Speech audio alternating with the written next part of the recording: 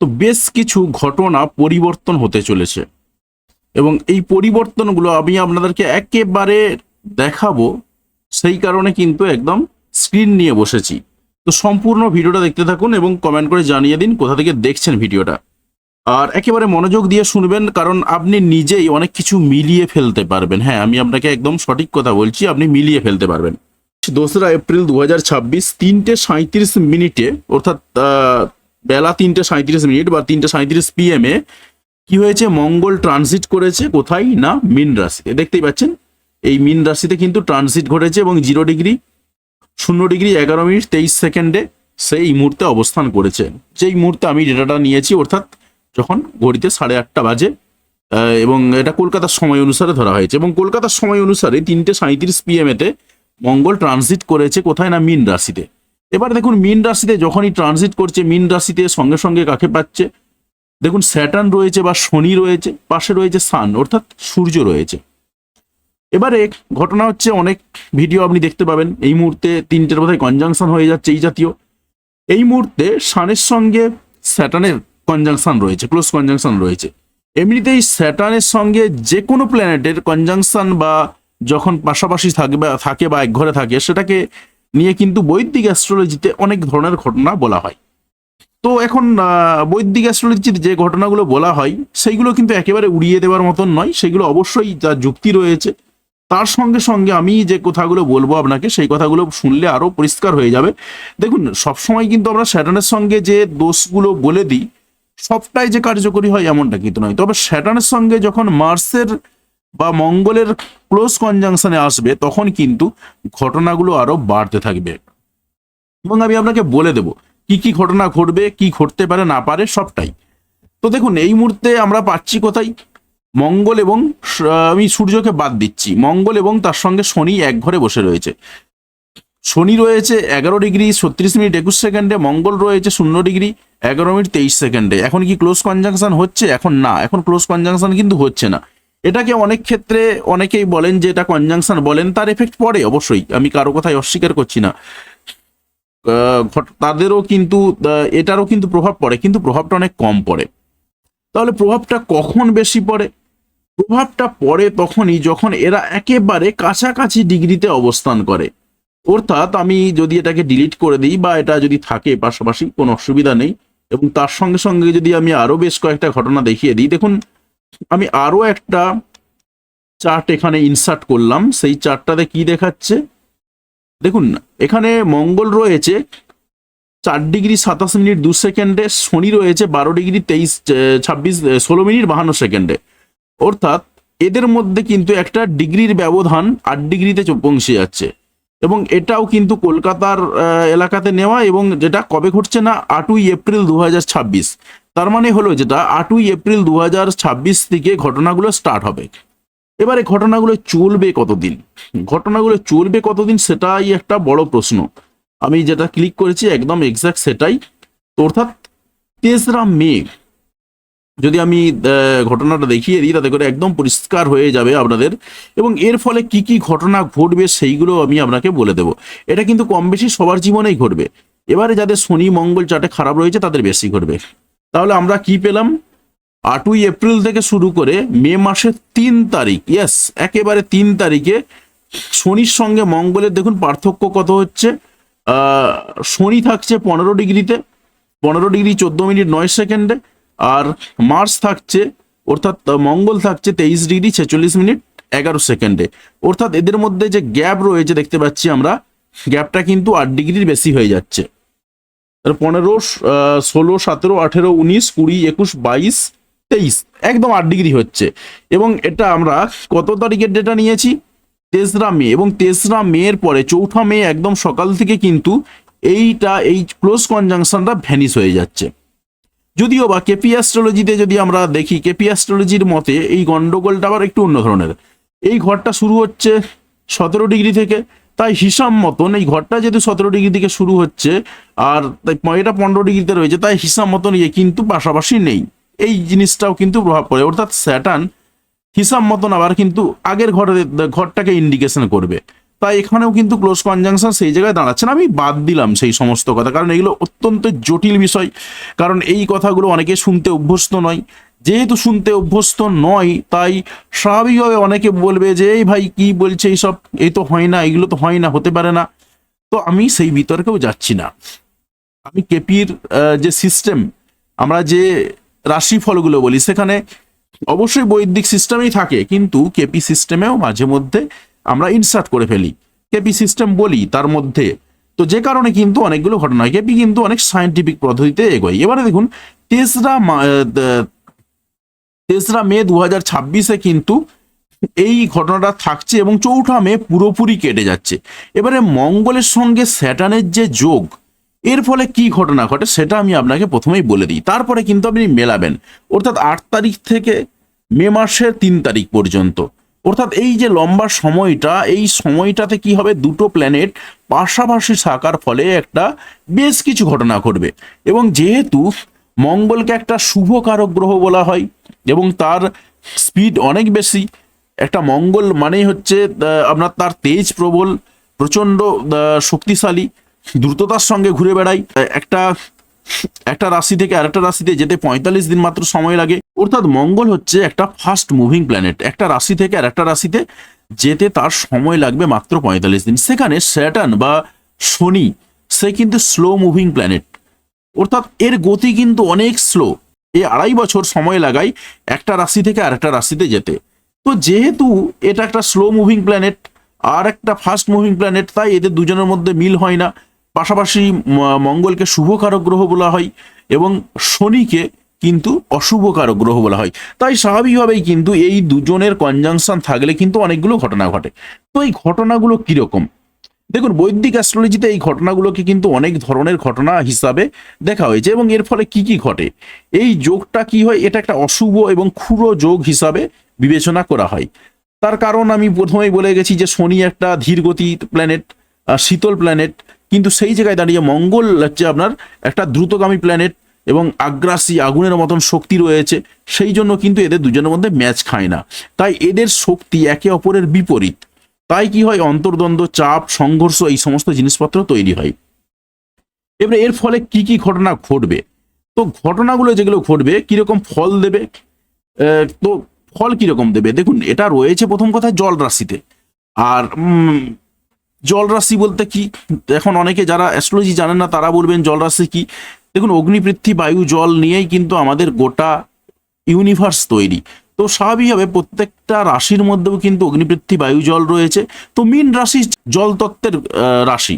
তো এটুকুই জেনে রাখুন যে মীন রাশি হলো জল তত্ত্বের রাশি। তো এবারে কি ঘটছে, জল তত্ত্বের রাশি মানে সেটা কিন্তু শুভ ফলদায়ক, অর্থাৎ সেটা কিন্তু ফ্রুটফুল, যে কোনো ফলই দেবে, সে যে ফলই দিক না কেন সেই ফলটা কিন্তু অনেক ভালো দিতে পারে এবং শুভ ফলগুলো ভালো দেয়। অশুভ ফলগুলো যে দেয় না এমনটা কিন্তু না, অশুভ ফলগুলো দেয়। তো যাই হোক, এখন কোন ঘরে বসে রয়েছে তার থেকেও কি ঘটনা ঘটছে সেগুলো আমি আপনাকে বলছি। তারপর আমি আসছি দৃষ্টির প্রসঙ্গে এবং তার সঙ্গে আসব কোন রাশির উপর কি প্রভাব পড়বে। তো বলবো সম্পূর্ণ ভিডিওটা দেখবেন, কারণ সম্পূর্ণ ভিডিওটা দেখলে তবে আপনি পরিষ্কারভাবে বুঝতে পারবেন এবং আপনি যদি অ্যাস্ট্রোলজিতে নলেজ নাও রাখেন তাও কিন্তু আপনি অনেকটা বুঝে যাবেন যে অ্যাস্ট্রোলজি জিনিসটা কি, কেন হয়, কিভাবে ঘটে, সবটাই। তো যাই হোক, তো কি ঘটনা ঘটতে পারে এই সময়টাতে, কি হবে, ভালো দিক কোনটা রয়েছে, এই সময় প্রচুর পরিমাণে পরিশ্রম হবে, তারপরে কঠিন পরিস্থিতিতেও লড়াই করার ক্ষমতা বজায় থাকবে, তারপরে টেকনিক্যাল কিংবা মেকানিক্যাল কাজে দক্ষতা আসবে। কিন্তু কতগুলো অশুভ দিক রয়েছে। অশুভ দিকটা কি, রাগ বাড়বে, হতাশা বাড়বে, দুর্ঘটনার সম্ভাবনা রয়েছে, সম্পর্কের মধ্যে টানাপোড়েন আসবে। তো এই যে ঘটনাগুলো, এই ঘটনাগুলো কিন্তু ঘটে। তো এর বাইরেও আরো অনেক কিছু ঘটনা ঘটে, যার যেটা জানা রয়েছে যদি জানা থাকে কমেন্ট করে জানাবেন। তো আমি মোটামুটি কয়েকটা বললাম। তো এবারে দেখুন আমি কি বললাম, মে মাসে 3 তারিখে কিন্তু এই যে যোগটা, এই যোগটাকে কিন্তু আলটিমেটলি অশুভ যোগ বলা হয়। এই অশুভ যোগটা মে মাসের 3 তারিখে কেটে যাচ্ছে। মে মাসের 3 তারিখে তো কেটে যাচ্ছে, আমি এবার একটু ফিরে যাচ্ছি ব্যাকগ্রাউন্ডে এবং আমরা ফিরে গিয়ে আরেকটা প্ল্যান জায়গা দেখব সেটা কিরকম।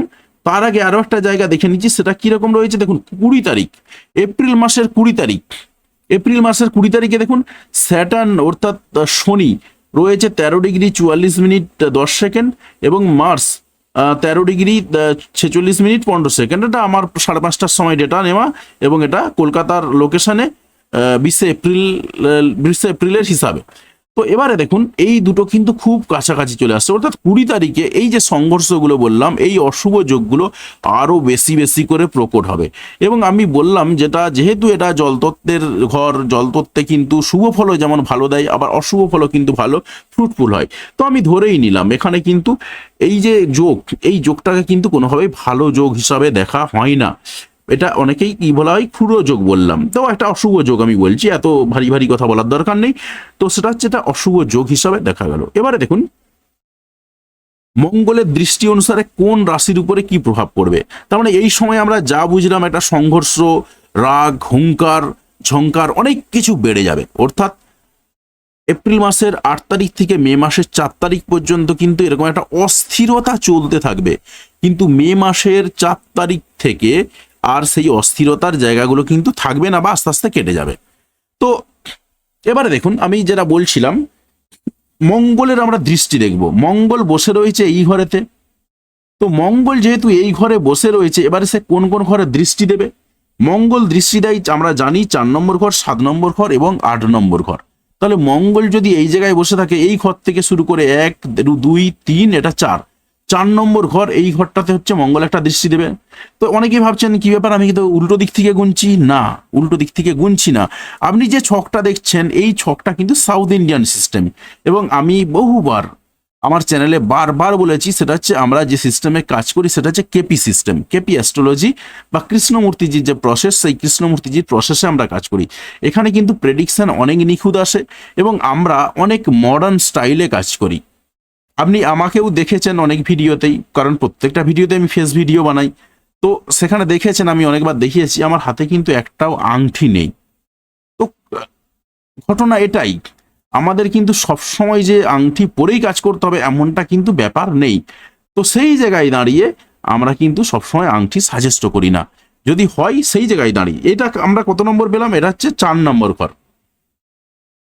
তো এটা আমরা যেটা পাচ্ছি, এটা হচ্ছে 4 নম্বর। তো আমি এটাকে 4 নম্বর দৃষ্টি হিসাবে আমি একটা মার্কিং করলাম, এবং এটা সরিয়ে দিলাম। তো এই জায়গায় সরিয়ে দিলাম, তো এটাকে একটু, এটা হচ্ছে তার 4 নম্বর দৃষ্টি পড়লো। এটা 4 নম্বর দৃষ্টি। 5, এবারে কত আসছে, 4-এর পরে 5, 6, 7 নম্বর, তাহলে 4 নম্বর দৃষ্টিটা পড়ছে মিথুন রাশিতে, এবং 7 নম্বর দৃষ্টিটা পড়ছে কোথায় না, কন্যা রাশিতে। তাহলে এটা হচ্ছে আসছে 7 নম্বর দৃষ্টি। তো আমি এখানেতে লিখে দিচ্ছি, এটা 7 নম্বর, বুঝতেও সুবিধা হবে আপনাদের সবকিছু। তাহলে 7 নম্বর দৃষ্টিটা এখানে পেলাম। এবারে 8 নম্বর দৃষ্টি রয়েছে। 8 নম্বর দৃষ্টিটা কোথায় না, 8 নম্বর দৃষ্টিটা পড়বে তুলা রাশিতে। তাহলে আমি এখানেতে এটা এই জায়গাতে নিয়ে গেলাম, এবং এটাকে আমি লিখলাম 8 নম্বর দৃষ্টি।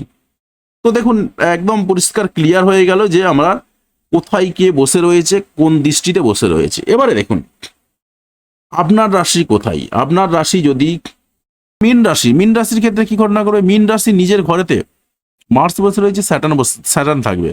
সুতরাং নিজের মধ্যে একটু মারদাঙ্গা পরিস্থিতি তৈরি হবে, মাথা গরম হয়ে যাবে, আপনার মধ্যে প্রভাবটা সব থেকে বেশি পড়বে। বাকিদের যে দৃষ্টিগুলো বললাম, দৃষ্টিগুলোতে প্রভাবটা তবু তুলনামূলকভাবে কম, আপনার মধ্যে প্রভাবটা কিন্তু সব থেকে বেশি। তার সঙ্গে সঙ্গে যেহেতু স্যাটার্ন রয়েছে, আপনি বেশিক্ষণ কিন্তু মাথা গরম করে থাকতে পারবেন না, সঙ্গে সঙ্গে শান্ত হয়ে যাবেন, ধীর স্থির হয়ে যাবেন। অর্থাৎ আপনার মধ্যে একটা ধীর স্থির ভাব চলবে, তার সঙ্গে সঙ্গে একটা মারদাঙ্গা ভাবও চলবে। অর্থাৎ দুটোর মধ্যে আপনি নিজেই কনফিউজ হয়ে যাবেন, আপনি কি করবেন বা না করবেন। তাই আপনাকে এই সময় একটু শান্ত থাকতে হবে, এবং আপনার জন্য যেটা প্রধান উপায়, যেটা আমি এই রাশিফলের ভিডিওতে বলেছি, সেটা হলো আপনাকে একটু মেডিটেশন করতে হবে। আপনার জন্য মেডিটেশন ভীষণ দরকার। এবারে দেখুন আপনার জন্য আরও জায়গাগুলো মিলিয়ে নিন, এবং আমি বললাম যেটা 8 তারিখ থেকে শুরু করে, অর্থাৎ এপ্রিল মাসের 8 তারিখ থেকে শুরু করে মে মাসের 3 তারিখ পর্যন্ত এই প্রভাবটা সব থেকে বেশি থাকবে। অর্থাৎ এই সময়টাই মার্স অর্থাৎ মঙ্গল এবং স্যাটার্ন অর্থাৎ শনি, এরা দুজন ক্লোজ কনজাংশনে থাকবে, বা পাশাপাশি থাকবে আর কি, ডিগ্রি পাশাপাশি থাকবে। তো এবারে দেখুন আপনার কি হচ্ছে, 4 নম্বর ঘরে এটা পড়ছে, 4 নম্বর ঘরেতে দৃষ্টি পড়ছে, সেটাও মঙ্গলের 4 নম্বর দৃষ্টি। স্বাভাবিকভাবেই কিন্তু আপনার মায়ের সাথে একটু ঝুটঝামেলা বাড়তে পারে, তাই মায়ের সঙ্গে ঝুটঝামেলা অবশ্যই এড়িয়ে চলবেন, এটা কখনোই করবেন না। এই জায়গাটা বলবো। তার সঙ্গে সঙ্গে আর কি রয়েছে, বাড়ি গাড়ি সংক্রান্ত ব্যাপারে একটু ঝামেলা ঝুড়ি ঝামেলা বাড়তে পারে, তাই সেই জায়গাগুলোকে আপনাকে একটু মেনটেন করে চলতে হবে। তার সঙ্গে সঙ্গে আপনার 7 নম্বর ঘরকেও কানেক্ট করছে, 7 নম্বর ঘরকে কানেক্ট করছে মানে সেখানে মার্স এবং স্যাটার্ন বসে রয়েছে। আপনার পাউসের প্রতি একটু বিতৃষ্ণা বাড়তে পারে, তার সঙ্গে একটু একটু মনোমালিন্য তৈরি হতে পারে। বিজনেস পার্টনার যিনি রয়েছেন তার সঙ্গে একটু মনোমালিন্য তৈরি হতে পারে। তার সঙ্গে 8 নম্বর ঘরও কানেক্ট করছে, স্বাভাবিকভাবেই কিন্তু এই যে জায়গাগুলো যেগুলোকে কিন্তু আরো বেশি বেশি মাত্রায় বাড়িয়ে দেবে। তো তাই আপনার জন্য যেটা মেন উপায়, একটু সাবধানে থাকতে হবে, একটু মেডিটেশন করতে হবে। আপনি যদি একটু মেডিটেশন করেন তাহলেই কিন্তু আপনার এই জায়গাগুলো ঠিকঠাক হয়ে যাবে।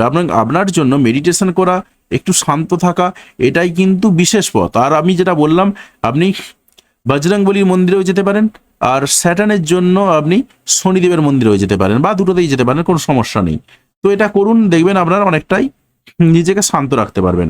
এবারে আমি আপনাকে একটা কথা বলে দিই, সেটা হচ্ছে যেটা বলছিলাম যে মঙ্গল এবং শনি এক ঘরে থাকা মানেই একটা মারমার কাটকার ব্যাপার, যেটা অনেকেই বলে থাকেন বা অনেক কিছু করে থাকেন। এমনটাই কি ঠিক? আমি বলবো এমনটা পুরোপুরি ঠিক নয়। তার কারণ দেখুন, আমি এক্ষুনি আপনাকে বুঝিয়ে দেবো এবং আপনিও আমার সঙ্গে একমত হবেন এবং একমত হতে বাধ্য হবেন। তার কারণ রয়েছে। কি কারণ? আমরা কি জানি, মঙ্গল কোথায় যে এসে নিচস্থ হয়? চন্দ্রের রাশি কর্কটে। এবং কোথায় গিয়ে উচ্চস্থ হয়? ঠিক এর উল্টো দিকে, অর্থাৎ মকর রাশিতে, সমসপ্তমে। অর্থাৎ এখান থেকে যদি আমি গুনতে থাকি 1 2 3 4 5 6 7, মকর রাশিতে এসে উচ্চস্থ হয়। মকর রাশিতে, মকর রাশির লর্ডকে স্যাটার্ন নিজে, অর্থাৎ শনি। শনি হচ্ছে মকর রাশির লর্ড। কেন মঙ্গল এখানে এসে উচ্চস্থ হয় জানেন? তার কারণটা আপনি শুনে নিন। শনিদেব কি? শনিদেব হচ্ছে কর্মফলের দেবতা। আপনি জানেন যে শনিদেব মানে হচ্ছে কর্মফলের দেবতা। তো কর্মফল যিনি করেন তাকে শনিদেব পছন্দ করেন, অর্থাৎ যিনি পরিশ্রমী তাকে শনিদেব পছন্দ করেন। মঙ্গল হচ্ছেন পরিশ্রমী ব্যক্তি। মঙ্গল কি বললাম, যারা সেনাবাহিনীতে কাজ করেন, আমি কথা বলতে বলতে অনেক কিছু বলে গেছি। সেনাবাহিনীতে যারা কাজ করেন, যারা পুলিশে কাজ করেন, আর্ম ফোর্সে রয়েছেন, এরা কি? এরা সব মঙ্গলের জাতক। এদের প্রচুর পরিশ্রম করেন এনারা। এরা কি হয়? এরা সব মঙ্গলের জাতক।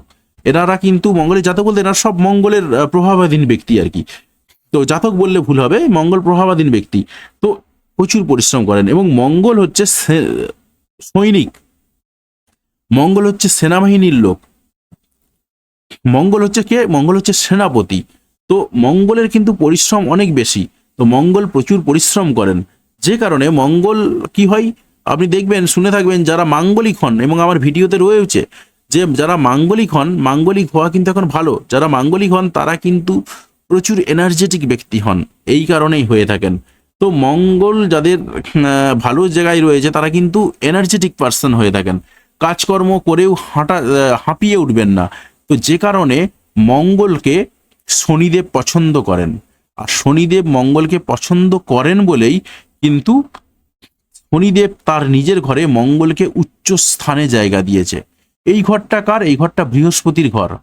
বৃহস্পতি রয়েছে এখন এইখানেতে। এই বৃহস্পতির ঘরেতে এখন স্যাটার্ন রয়েছে, মার্স রয়েছে।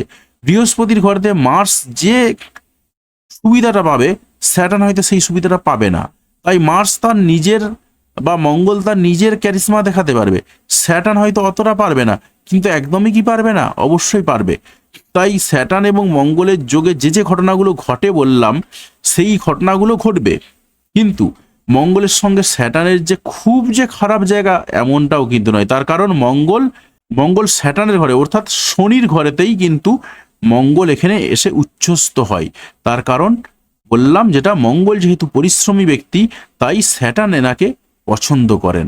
আর পছন্দ করেন বলে এই যে কনজাংশন, এই কনজাংশন একটু হয়তো গন্ডগোল দেবে, কারণ একজন ফাস্ট মুভিং প্ল্যানেট, একজন স্লো মুভিং প্ল্যানেট, এদের দুজনের মধ্যে কিছু বৈপরীত্য রয়েছে, তাই একটু গন্ডগোল ঘটবে। কিন্তু শনি মঙ্গলকে পছন্দ করেন, তাই সেই দিক থেকে যেটা ধরা হয় বৈদিক অ্যাস্ট্রোলজিতে, মঙ্গলকে ধরা হয় দেবতাদের পক্ষে, শনিকে ধরা হয় অসুরদের পক্ষে। তাই এই জায়গাটা কিন্তু একটু গন্ডগোল হলেও এইখানের কিন্তু যে প্রভাব মারাত্মকভাবে পড়ে যেতে পারে, সেই প্রভাব যেগুলো বলে গেলাম সেগুলো কাজ করবে। কিন্তু যাদের জন্মছকে মঙ্গল ভালো রয়েছে তারা কিন্তু আখেরে ভালো রেজাল্ট পাবেন। সুতরাং বুঝতেই পারছেন যে এটাকে একেবারে যে খারাপ চোখে আমরা দেখব এমনটাও কিন্তু নয়, ভালো চোখে দেখব। তবে এই ঘরের রেসপেক্টে আমরা অতটা ভালো চোখে দেখতে পারবো না। যদি এই ঘরে থাকতো, এই ঘরের জায়গাতে কিন্তু আমরা অত্যন্ত ভালো চোখে দেখতাম। অর্থাৎ মকর রাশিতে স্যাটার্ন বসে রয়েছে, সেই অবস্থায় সেখানে মার্স এসেছে, এটা কিন্তু আমরা অত্যন্ত ভালো চোখে দেখতাম। তার কারণ এটা স্যাটার্নের নিজস্ব ঘর, স্যাটার্ন নিজেই নিজের ঘরে বসে রয়েছে, অর্থাৎ শনিদেবের ঘরে নিজস্ব বসে রয়েছেন এবং তার ঘরে মঙ্গল এসে উপস্থিত হয়েছে। তো আপনি কাউকে পছন্দ করেন, আপনি আপনার বাড়িতে রয়েছেন, সেই অবস্থায় আপনার বাড়িতে যাকে পছন্দ করেন তিনি এসেছেন, আপনি তো তাকে আপ্যায়ন করবেন, খুব ভালো করে তাকে সেবা করবেন, যত্ন করবেন। তো এই জায়গাতে কিন্তু যে ভালো ফলটা পাওয়া যেত, এই জায়গাতে কিন্তু অতটা ভালো ফল পাওয়া যাবে না। সেই জন্য বললাম একটু একটু গন্ডগোল কিন্তু ঘটবে, তাও ঘটলেও মোটামুটি ওভারকাম করারও জায়গা রয়েছে।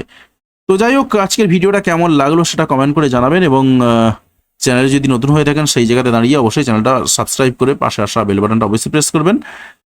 আর তার সঙ্গে সঙ্গে বলে রাখি, যারা আমার সঙ্গে যোগাযোগ করতে চাইছেন তারা ভিডিওতে দেওয়া নাম্বারে যোগাযোগ করতে পারেন। আর অনলাইন এবং অফলাইন দুটো প্রসেসেই কিন্তু আপনি আমার সঙ্গে আসতে পারেন। তো যাই হোক, ভিডিওটা দেখার জন্য আপনাকে অসংখ্য ধন্যবাদ।